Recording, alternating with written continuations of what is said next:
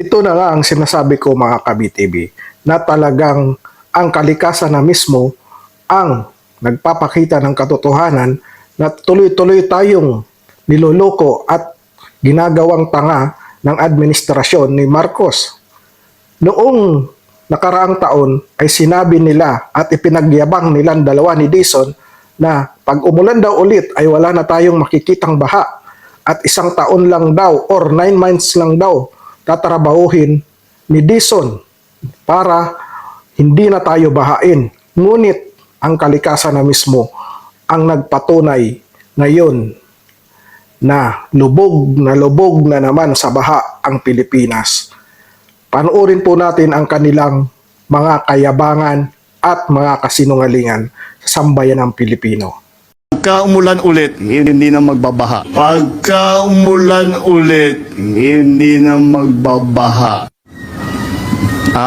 Ang pangako sa atin, 1 year. So, ang pangako sa akin, pagka umulan ulit, hindi na magbabaha. So, mga 9 months na trabaho, bago dadating ulit ang ulan, hopefully by that time, hindi na tayo makakakita ng baha, kagaya ng nakita natin noon. Maraming nagsasabi, nababasa ko sa dyaryo, naririnig ko sa radyo, television, nasa ng mga flood control. Nandyan ang mga flood control na overwhelmed lang. 220 meters, 55 billion, completed ang record ng Public Works. Kahit walang ginawa, kahit isang araw hindi nagtrabaho, wala kang makita, puntahan ninyo, wala kayong makita kahit na ano. Well, ang sabi ng Pangulo, gamitin yung pera ng taong bayan sa tama, hindi yung ninanakaw. So, yun ang ginagawa natin ngayon. And itong EDSA, hopefully, kung magagawa natin sa EDSA, dapat magagawa natin to kahit saan. Kita naman natin yung quality. So, pagka talagang tama yung paggamit ng pera, makikita mo sa labas ng quality.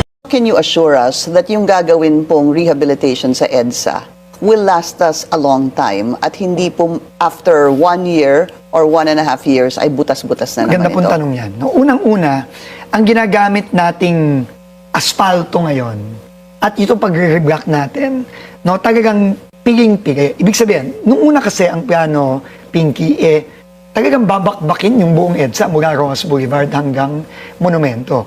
Yan, tinanggihan ng Pangulo yan. Sabi niya, find a better way para hindi naman mahirapan ng mga kababayan natin and find better technologies that other countries are using already.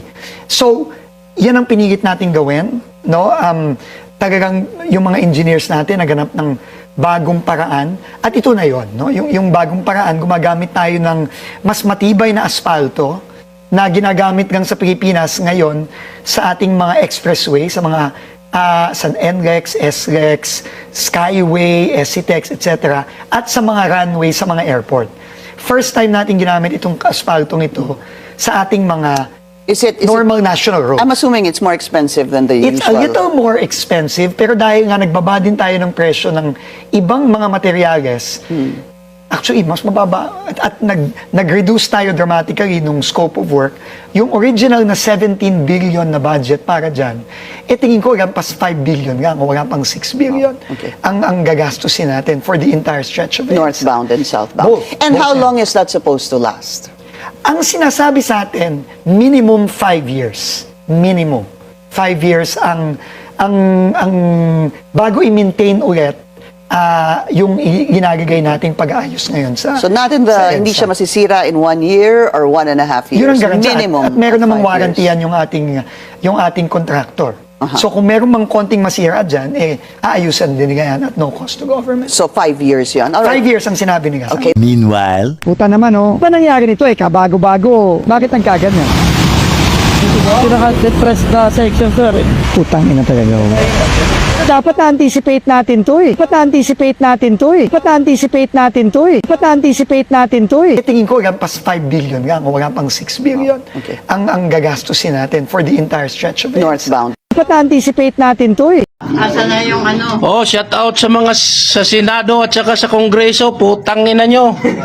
O yan o. Hindi nakita nyo ba tong Ibayo Marilao? Araw-araw kayo pinagtatalunan nyo sa Congress. Senado pera, 25 million ginagastos sa impeachment ito. Magkano igastos nyo rito? Piso?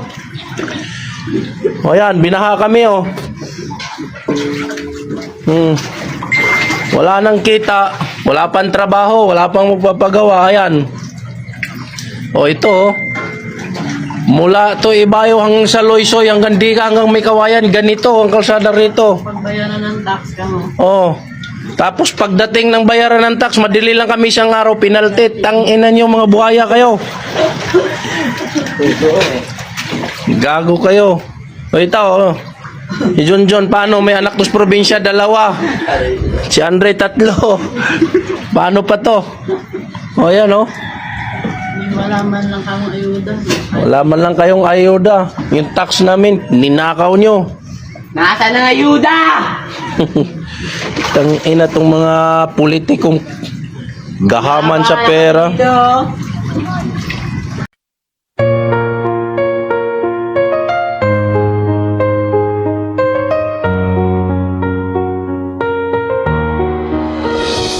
Noong kampanya, tasno ang sabi, hindi nalulubog ang bayan sa gabi. 2026 daw, wala nang baha, wala nang sigaw. Pero nang umulan, muli na namang baha. Mga kalsada'y naging parang ilog na. Mga tao nagtatanong sa gitna ng unos, nasaan pa nga kung kay tagal naming sinunod? May nagsabi pa, 1 taon lang daw, aayusin lahat, matatapos ka agad. Ngunit bakit ngayon, hirap pa rin ang bayan at ang pangarap ay tila nalulunod na naman. Pangakong nalubog sa baha, mga salita'y inaanod ng tubig at luha. Pangakong nalubog sa baha, bakit ngayon pareho pa rin ang eksena? Pangakong matibay daw ang daan, ngunit butas ang kalsada. Pangakong matibay daw ang daan, nasaan ang sagot ng bayan? Sa EDSA ay buong yabang na ipinakita, rehabilitasyon daw ay dekalidad talaga. Makintabandaan, parang bagong pag-asa ipinagyabang sa kamera at telebisyon pa. Ngunit pagdaan ng panahon, unti-unting nabunyag. Mga bitak at lubakan siyang sumambulat. Hindi pa man nagtatagal, agad nang nasira. Parang pangakong mabilis ding naglahot na wala. Hindi galit ang sigaw ng karaniwang mamamayan, kundi pagod na pusong matagal nang naghihintay. Hindi lang salita ang kailangan ng bayan, kundi gawa at pananagutang tunay. Lumubog sa baha, hanggang kailan ba kami aasa sa salita? Pag akong nalubog sa baha, bawat ulan ay paalala sa amin. Pangakong matibay daw ang daan, ngunit lubak at butas ang nakikita. Pangakong matibay daw ang daan, todo pano ang pangako. Hindi kami hihinto sa pagtatanong, habang ang bahay patuloy na bumabalik. Dahil ang tunay na lighter ay hindi lang magaling mangako, kundi marunong tumupad sa harap ng sambayanan. Pangakong nalubog sa baha, mga salita'y inaanod ng tubig at luha. Pangakong nalubog sa baha,